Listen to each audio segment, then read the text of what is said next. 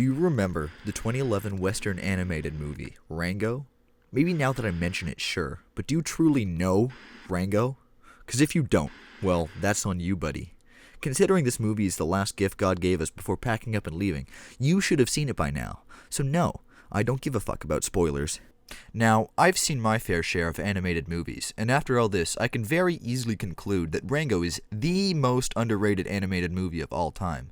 Mind you, this is coming from someone who's a fan of the second most underrated animated movie of all time, Redline.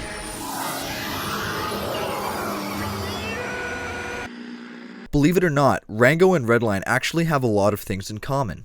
They both have lovable, memorable characters, a unique and beautiful art style, exciting action scenes. They both start with R, and the one thing that Redline has that Rango doesn't is a cult following, meaning that Rango is, without a doubt, the most underrated animated movie of all time.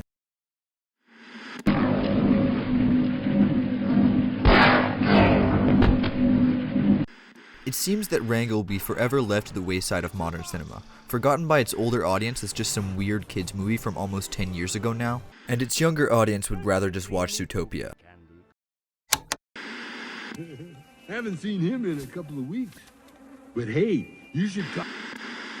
Also, did you know that this movie was directed by goddamn Gore Verbinski? That's right, you may know him from the first 3 Pirates of the Caribbean movies, aka the good ones, but he also got his friend Johnny Depp, or Jack Sparrow, to voice the titular Rango. And it's actually one of his better roles as he manages to capture Rango's desire to find out who he is, along with what it means to be a hero. Also, Bill Nighy, who played Davy Jones in the Pirates movies, returns to play one of the coolest characters I've ever seen on screen. Rattlesnake Jake. A snake with a fucking gun on his tail. What more do you need? Tim Oliphant also plays... Wrong Oliphant. Let me fix that. Tim Oliphant plays Clint Eastwood, or as the Furry Cowboy Society like to call him, the Spirit of the West. But he's really just Clint Eastwood in the desert with a metal detector and a golf cart. Or is he? Also, why did he bring all his Oscars with him? And the Oscar goes to Rango! Yep, Rango also won Best Animated Picture in 2012. If you aren't convinced by now that Rango is the single most important cinematic achievement in decades, well, it appears that I have more work to do. These days, people like meta media, and Rango isn't afraid to play into that. In fact, Rango is a tesseract of complexity. Not even our greatest minds can fully comprehend its true meaning. But that is something that I'm going to try to translate for you today, so don't be afraid. Okay, analysis time. First things first, we have our lizard. He makes these dumb plays in his terrarium because he's desperate as shit to be a hero, but he can't really do anything from where he is. He's boring. He draws this rectangle on the glass of his terrarium to represent both the 4 walls that entrap him as well as the screen that he wants to be the star of. Eventually he decides this. The hero cannot exist in a vacuum.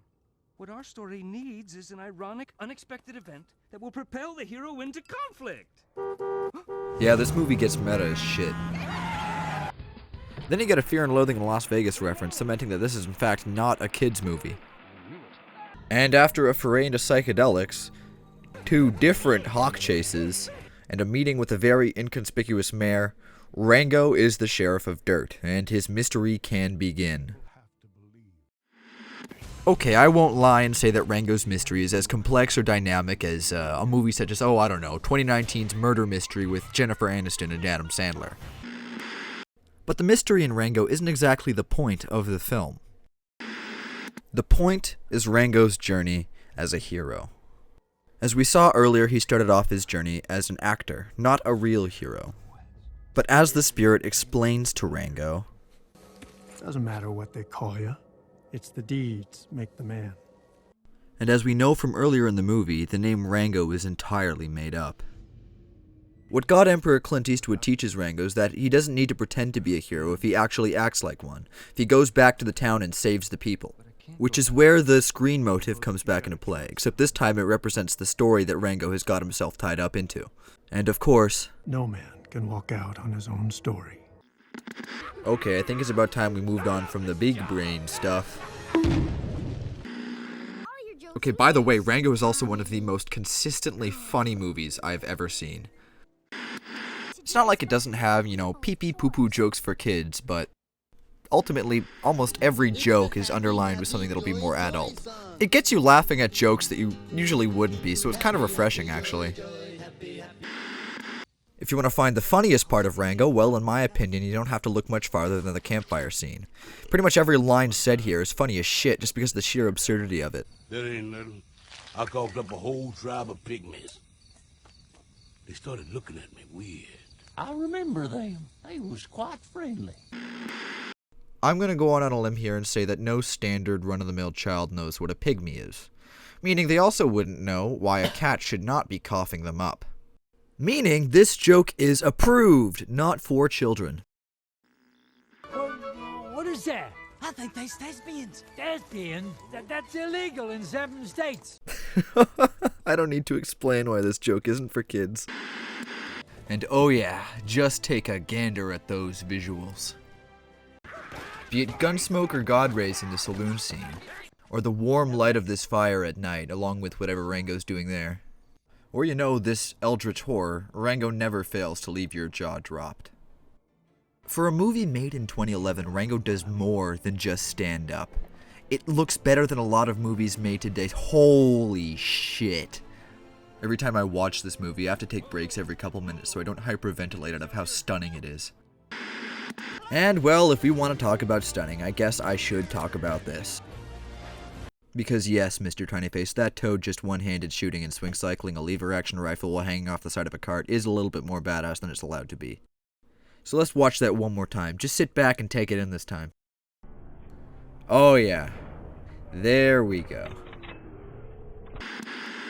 By the way, that happens during a scene where Rango and company are in a cart being pulled by a large pig while being chased by moles riding bats with Gatling guns in the Grand Canyon. So yeah, it's a pretty cool scene. Oh, and soundtrack wizard Hans Zimmer manages to make Ride of the Valkyries work on banjo, so, Well, we've reached the point in the video where I've pretty much said everything I want to talk about.